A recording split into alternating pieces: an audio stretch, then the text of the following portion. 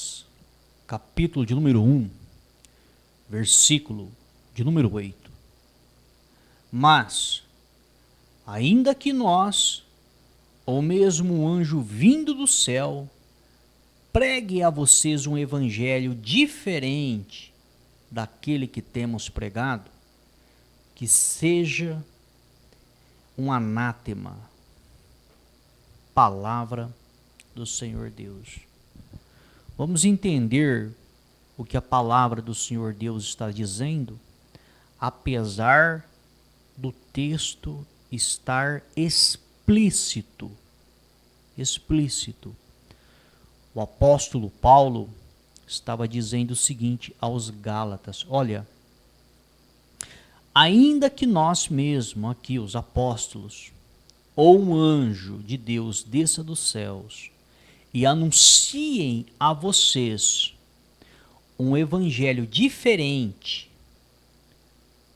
do que já foi anunciado pelo Senhor Jesus Cristo, seja amaldiçoado esse ser, seja amaldiçoado.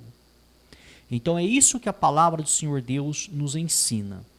A palavra do Senhor Deus nos ensina que o evangelho deve ser anunciado, sim, mas o evangelho que Jesus Cristo anunciou, copiar o Mestre Jesus.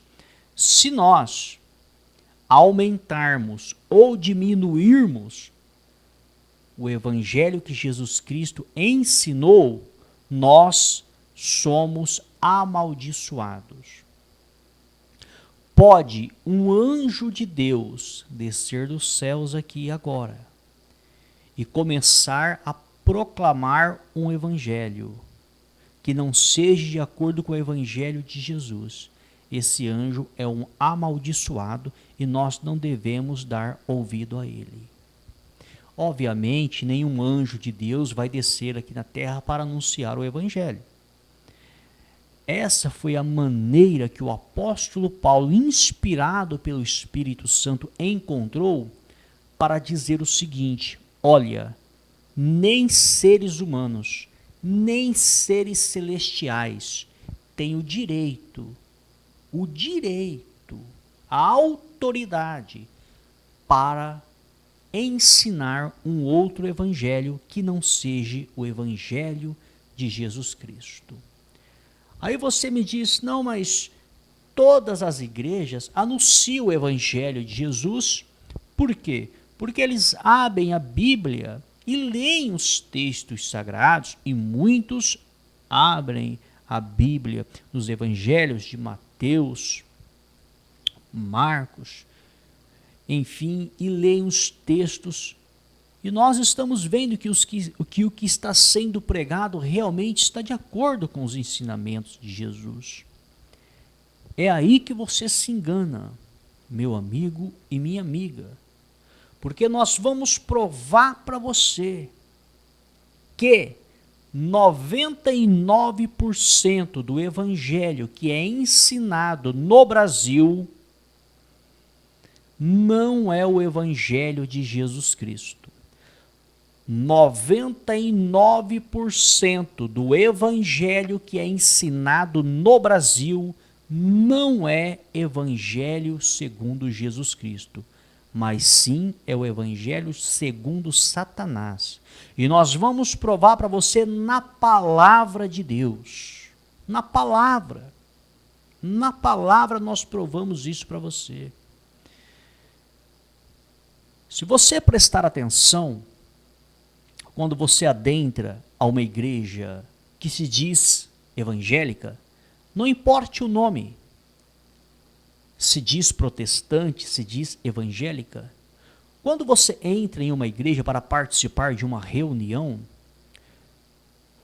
você vai ouvir muito, mas muito mesmo, a palavra dízimo.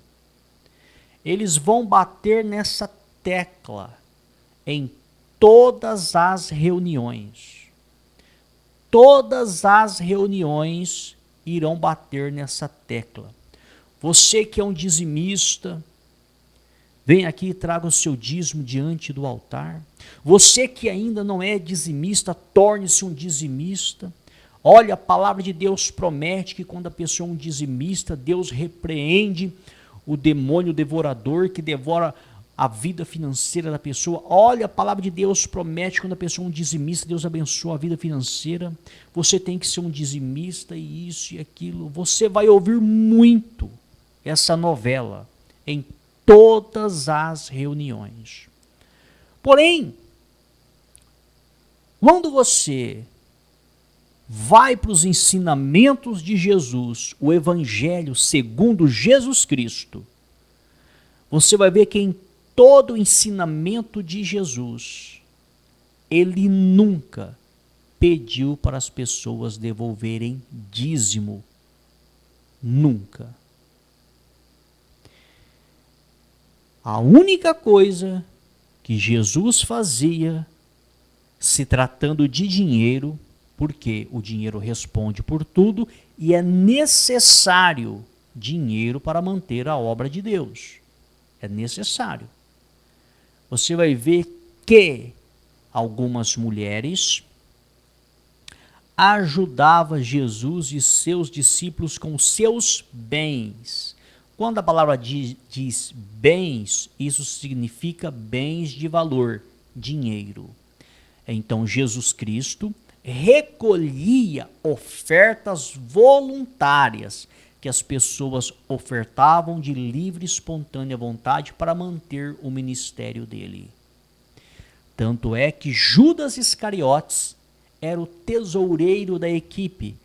Era ele quem carregava a bolsa com o dinheiro da equipe. Aquele dinheiro eles usavam para se manter, para comer, para beber, para vestir, para calçar e para ajudar os necessitados. Era para isso que eles mantinham aquele dinheiro. Por quê? Porque eles deixaram de trabalhar para fazer a obra de Deus. E a palavra de Deus não proíbe, muito pelo contrário. A palavra de Deus diz que digno é o trabalhador do seu salário. Aquele que prega o evangelho, que viva do evangelho. Porém, aquele que prega o evangelho corretamente. Não aquele que prega heresias e distorce a palavra de Deus. Mas, enfim, nós estamos aqui provando para você que o evangelho segundo Jesus Cristo não tinha dízimo, só tinha oferta voluntária. E Jesus nunca enfatizou dízimo. Se você ler o Novo Testamento e estudar, tem 3 passagens no Novo Testamento que vão falar a respeito de dízimo, mas em nenhuma delas é uma ordem direta para os cristãos da nova aliança dizimar. Então entenda, o Evangelho segundo Jesus Cristo não existe dízimo, existe oferta voluntária, que a pessoa oferta de livre e espontânea vontade. Então, você vai ver muito por aí usar Malaquias capítulo 3, versículo 11, dizendo que o demônio devorador vai devorar a vida financeira da pessoa se a pessoa não for um dizimista. Porém, quando você estuda a palavra de Deus, você vai entender que em Malaquias capítulo 3, versículo 11, quando a palavra de Deus se refere a demônio devorador, ela está se referindo a gafanhotos, insetos que atacavam as plantações dos israelitas. Não tem nada a ver com demônio, com espírito maligno, com o anjo caído que foi expulso do céu. Nada a ver, são insetos que atacavam as plantações dos israelitas naquela época. Então entenda, no Evangelho segundo Jesus Cristo, não existia dízimo, só oferta voluntária. E ele não estipulava valor de oferta, hein? Jesus não estipula valor de oferta. É o que a pessoa quiser ofertar de livre e espontânea vontade. Você vai ver também, nos dias de hoje, quando você adentra a igrejas, as famosas campanhas, onde é feito campanhas e mais campanhas. E muitas campanhas, elas são feitas para quê? Para prosperar financeiramente, para abrir portas, para conquistar casa, conquistar carro, conquistar apartamento, conquistar fazenda, realizar sonhos. Muitas campanhas, a grande maioria, trabalha nesta linha. E muitos também usam as campanhas para dizer o seguinte: olha, você dizimou, você repreendeu o demônio devorador, mas existe o demônio cortador, o demônio migrador e o demônio destruidor. Esses demônios o dízimo não repreende. Então é por isso que nós vamos fazer uma campanha para amarrar o cortador, o migrador, o destruidor, porque você, quando dizimou, amarrou somente o devorador. Se você estudar a palavra de Deus no livro de Joel, capítulo de número 1, versículo de número 4, você vai ver que o cortador, o migrador, o destruidor e também o devorador, mais uma vez ele aparece aqui no livro de Joel, são gafanhotos que atacavam as plantações dos israelitas.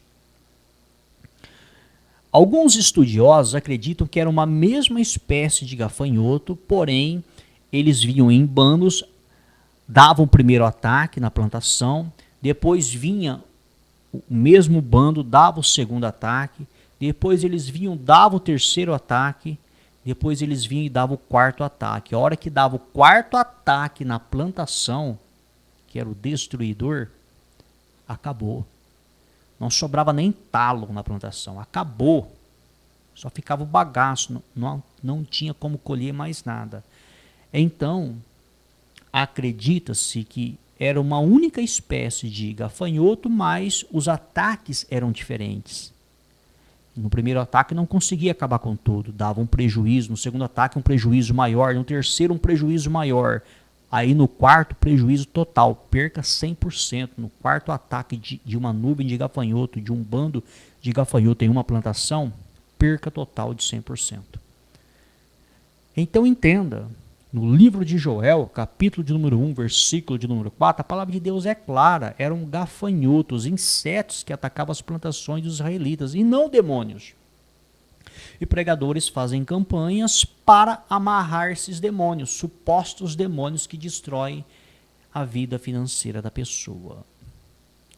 Então entenda, o Evangelho segundo Jesus Cristo não fazia campanha para prosperar financeiramente e não ensinava ninguém a fazer campanha para prosperar financeiramente. O Evangelho segundo Jesus Cristo não.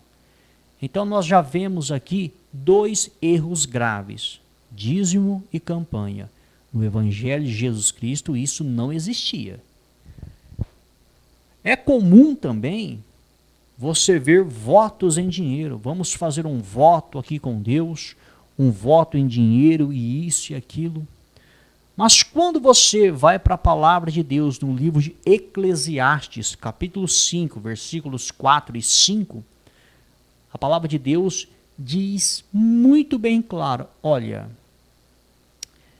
melhor é não fazer voto do que fazer e não cumprir. Ou seja, você não é obrigado a fazer voto com Deus, nenhum voto em dinheiro com Deus. E quando você estuda o Evangelho segundo Jesus Cristo, os ensinamentos de Jesus Cristo, você vai ver que Jesus Cristo nunca ensinou a fazer voto. Ele nunca mandou as pessoas fazerem votos em dinheiro com Deus. Nunca. Em momento algum Jesus ensinou isso. Então nós temos aqui uma grande contradição, meu amigo e minha amiga. Nós temos aqui os ensinamentos do Mestre Jesus, o próprio Deus que esteve nesta terra em forma de filho, ensinando um evangelho. E a palavra diz, olha, se alguém ensinar um outro evangelho que não seja esse que Jesus ensinou, seja essa pessoa uma amaldiçoada diante de Deus. É um amaldiçoado. Mas nós temos aqui no Brasil 99% das igrejas ensinando um evangelho que não é o mesmo evangelho de Jesus. Então, biblicamente falando, essas pessoas que estão fazendo isso, elas são amaldiçoadas diante de Deus. E vão dar conta diante dele. E vão ter que responder no dia do juízo por que elas fizeram isso. Por que elas inventaram essas coisas para arrancar dinheiro das pessoas, sendo que Jesus não autorizou e não inventou nada disso. Um outro ponto que acontece muito, mas muito mesmo, com frequência, se você for numa reunião em alguma igreja, você vai encontrar o comércio dentro da igreja. O que é o comércio? É a venda de produtos. Quando você vende algo, você está comercializando aquele algo. E quando você vende algo dentro de uma igreja, de um templo, de uma instituição, você está fazendo comércio dentro daquela instituição. É muito comum você ver a venda de pizza, venda de feijoada, venda de galinhada, venda de sapato, venda de roupa, brechó, rifa de televisão, rifa de sapato, rifa de moto, rifa de carro, enfim, vende-se de tudo. E as pessoas não vê problema nenhum nisso, porque elas compram. Mas quando você estuda a palavra de Deus, no livro de Mateus, capítulo 21, versículos 12 e 13, você vai ver que Jesus entrou no templo de Salomão e quando ele viu as pessoas vendendo e comprando, o que ele fez? Ele virou as mesas de perna para cima, ele pegou um chicote e desceu o chicote no lombo de quem vendia e de quem comprava também. E ele disse, aqui não. Está escrito, a casa do meu pai é casa de oração. Vocês estão fazendo um covil de ladrões e salteadores.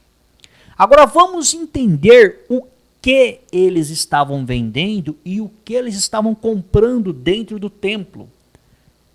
Era algum entorpecente ilícito? Era alguma droga da época? Era pornografia que eles estavam comercializando?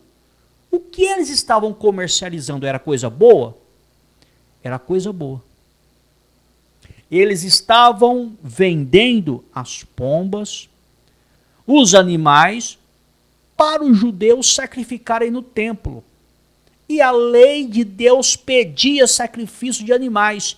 Era coisa boa que eles estavam vendendo. Não eram coisas ruins, não. Mas por que Jesus embrabou então e desceu o chicote? Eles estavam usando o nome de Deus, o templo de Deus, para tirar proveito da situação. Entenda, Deus pedia para sacrificar os animais, as aves, pedia. As pessoas deveriam comprar lá fora, ou criá-los, ou capturá-los no mato e trazer para sacrificar. Mas, como aqueles homens eram astutos, passaram a vender dentro do templo, no pátio do templo.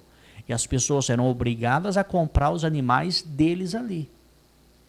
Obviamente, cobravam um preço muito maior do que o comércio na época. Eles instituíram o denário do templo, que para a pessoa fazer algo com dinheiro ali, ela vinha com o dinheiro dela, fazia ali o intercâmbio. Ela tinha que trocar o dinheiro dela pelo denário do templo da época. Um exemplo, se nós estamos no Brasil, a moeda corrente no Brasil é o real. Você ia até o templo, se o templo fosse no Brasil, com alguns reais.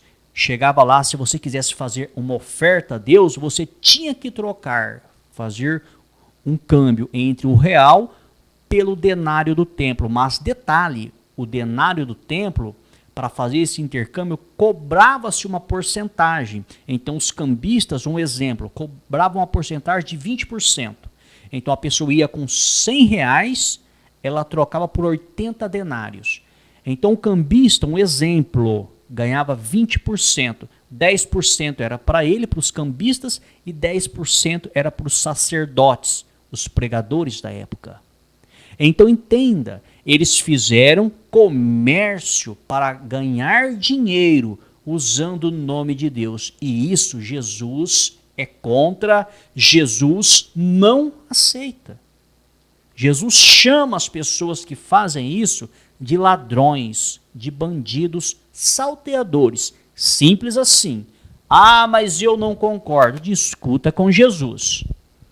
Discuta com Jesus, processe Jesus, xingue Jesus, discuta com Deus. É a palavra de Deus que diz que ele não concorda. Foi ele que, quando esteve nessa terra, desceu o chicote no lombo de quem vendia e de quem comprava dentro do templo.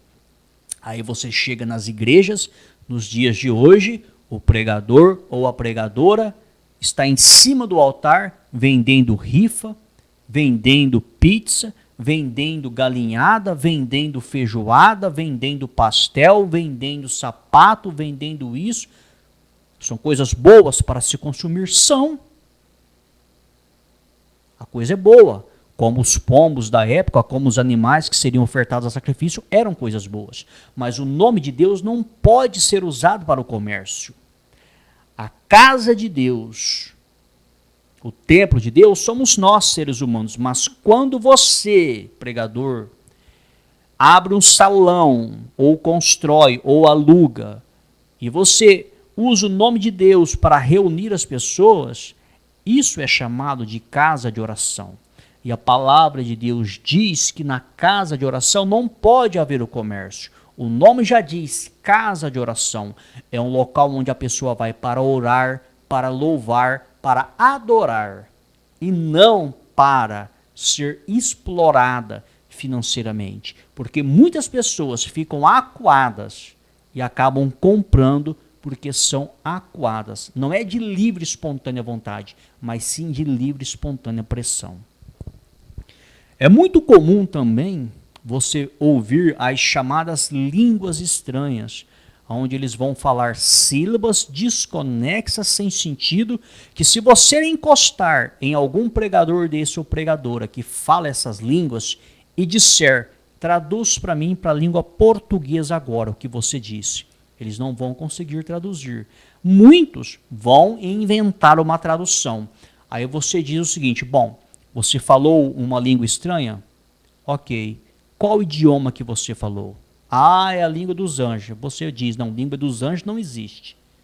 Paulo diz, ainda que eu falasse, fez uma suposição. Biblicamente, língua dos anjos não existe. Você quer saber os que os cristãos da igreja primitiva falavam? Estude Atos capítulo 2, versículos 8 ao 11. Você vai ver que eles falavam idiomas de nações. Não eram sílabas desconexas como são faladas no Brasil.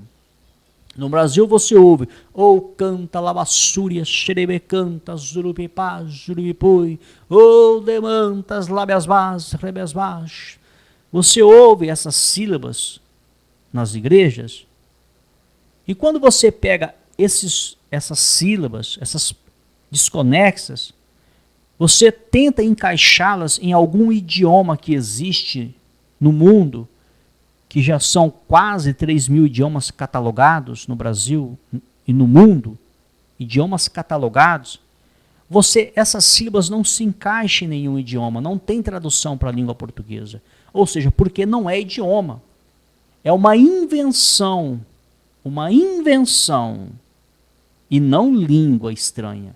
Língua estranha é idioma de nações. Uma pessoa que fala língua estranha, bíblica, se ela for uma brasileira que só fala o português, se ela receber o verdadeiro dom de línguas, ela pode passar a falar francês, italiano, alemão, hebraico, aramaico, grego, enfim, não importa. É o que o Espírito Santo der para ela. E se ela falar e tiver um intérprete, algum professor, ele consegue traduzir. E se ela tentar buscar a tradução, ela consegue. Até no Google Tradutor ela consegue. Uma coisa simples, um simples smartphone. é capaz de traduzir uma verdadeira língua estranha no Google Tradutor. Um simples smartphone. Algo que a maioria hoje em dia tem. Então não precisa muito. Um simples smartphone você coloca no Google Tradutor e a pessoa fala a língua estranha. Se for o verdadeiro dom de língua estranha, ele é idioma de nações. Ele é detectado pelo Google Tradutor e você traduz para a língua portuguesa. Simples assim.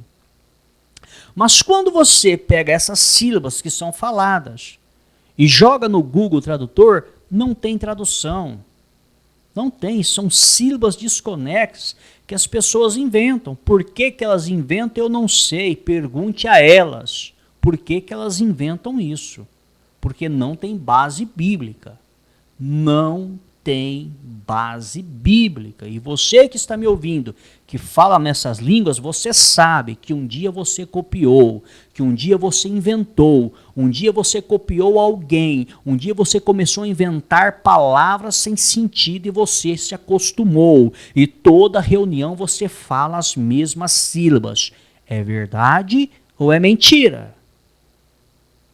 A própria palavra de Deus diz que quando nós vamos orar a Deus, nós não podemos repetir palavras. E você fica repetindo essa sílaba desconexa toda a reunião.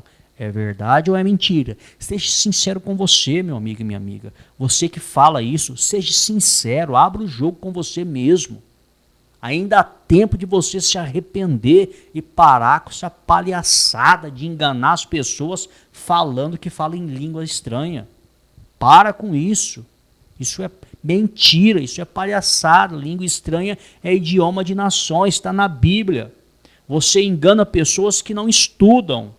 Você engana pessoas inocentes, mas você não engana pessoas que têm um mínimo de conhecimento bíblico. Porque as pessoas que têm um mínimo de conhecimento bíblico, quando estuda Atos capítulo 2, versículo 8 ao 11, vê claramente que o que eles falavam era idioma de nações e todo idioma tem tradução para a língua portuguesa. Isso é bíblico. Você pega o apóstolo Paulo falando que há inúmeras espécies de vozes no mundo, mas nenhuma é sem sentido, nenhuma é sem tradução. Palavra do Senhor Deus. Aqui nós pregamos e mostramos a palavra do Senhor Deus. Então entenda, e agora eu lhe pergunto, no ministério segundo Jesus Cristo, no evangelho segundo Jesus Cristo, ele falava línguas estranhas? Ele falava o idioma da época, que as pessoas eram acostumadas a entender. Acredita-se que o idioma que Jesus mais falava poderia ser o grego, que era o idioma da época.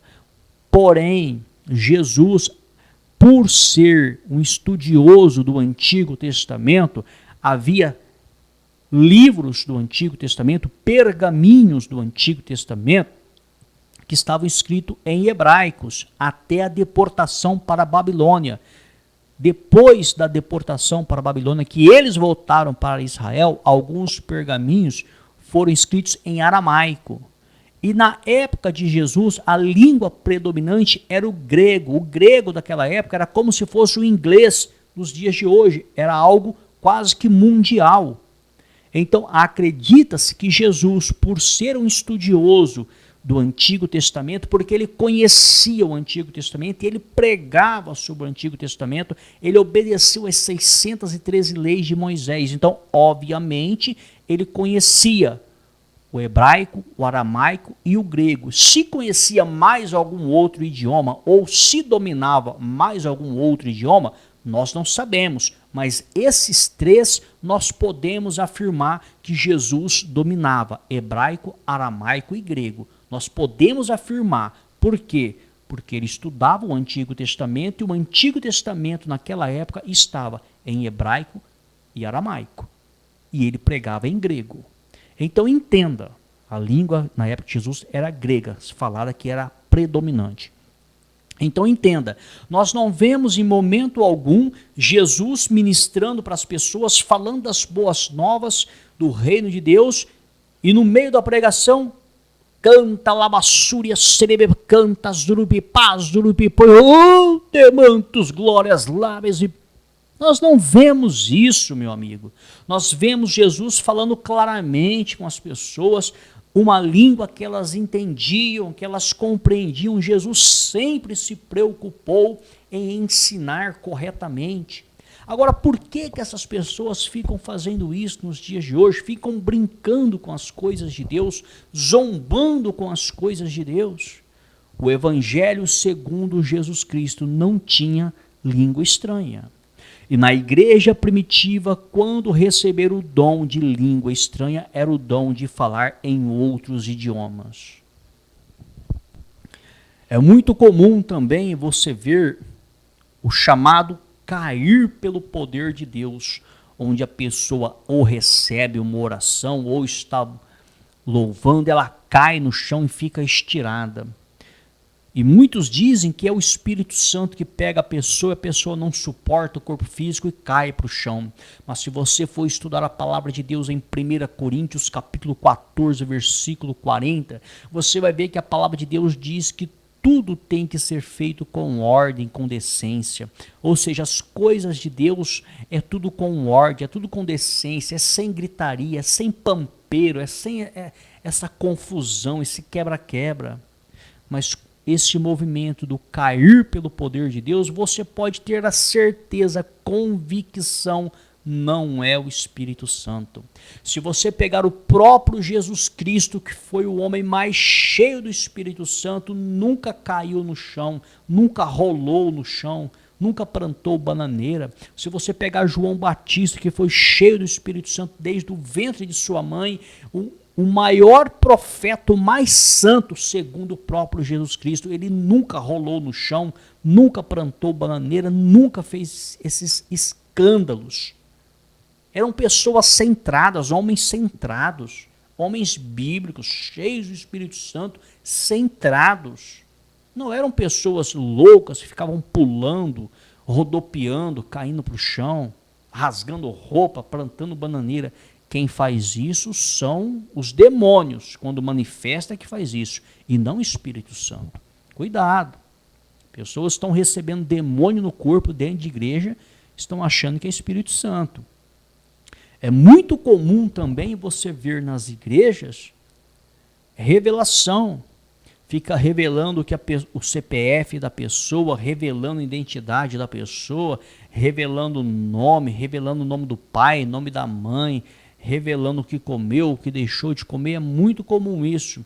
Mas se você estudar a palavra de Deus em Atos, capítulo 16, versículos 16 ao 18, você vai ver que havia uma jovem que revelava, que adivinhava, mas era um demônio quem estava ali falando para ela e revelando. Quando o demônio foi expulso, acabou a revelação na hora. Existem dois meios que são usados para revelar dentro das igrejas. O primeiro meio, mais conhecido, demônio. O demônio fala no ouvido do pregador, da pregadora, revela para eles e eles falam. Assim como fala também no ouvido dos pais e mães de santo, as entidades. Segundo meio, são os que não usam o demônio diretamente, mas estão sendo influenciados pelo diabo, porque a mentira é do diabo e ele é o pai da mentira. Alguns pregadores que têm mais habilidade com a informática, eles pesquisam a vida das pessoas nas redes sociais. Então, cuidado. Tem muita coisa que as pessoas colocam nas redes sociais. Eles, antes de iniciar o culto, eles já sabem que vão naquela igreja, já tem noção de mais ou menos qual é o público que vai estar presente ali. Até nos bastidores, eles conseguem pegar ali com o celular deles, eles conseguem manipular, eles conseguem puxar algum perfil de algumas pessoas, depois eles lançam as supostas profecias e revelações. Cuidado, abra os seus olhos. Jesus não brincava com isso, Jesus não fazia isso. Se desperte. Então nós vemos que o Evangelho segundo Jesus Cristo não tinha dízimo, não tinha campanha, com dinheiro, não tinha voto com dinheiro, não tinha comércio, venda de produtos, não tinha a mentira da língua estranha, não tinha esse negócio de cair pro chão e rolar e rodopiar, gritar, pular, e não tinha essas revelações, essas brincadeiras. Nós vemos que o Evangelho segundo Jesus Cristo não tinha nada disso, mas nós vemos que 99% das igrejas brasileiras tem isso. Agora eu lhe faço uma pergunta a você. O Evangelho no Brasil, da maioria, é segundo Jesus Cristo ou é segundo Satanás? Pense você, medite. Porque a palavra de Deus em Gálatas, capítulo 1, versículo 8, diz claramente, com todas as letras, mas, ainda que nós, ou mesmo um anjo vindo do céu, pregue a vocês um evangelho diferente daquele que temos pregado, que esse seja anátema, que esse seja amaldiçoado. Palavra do Senhor Deus.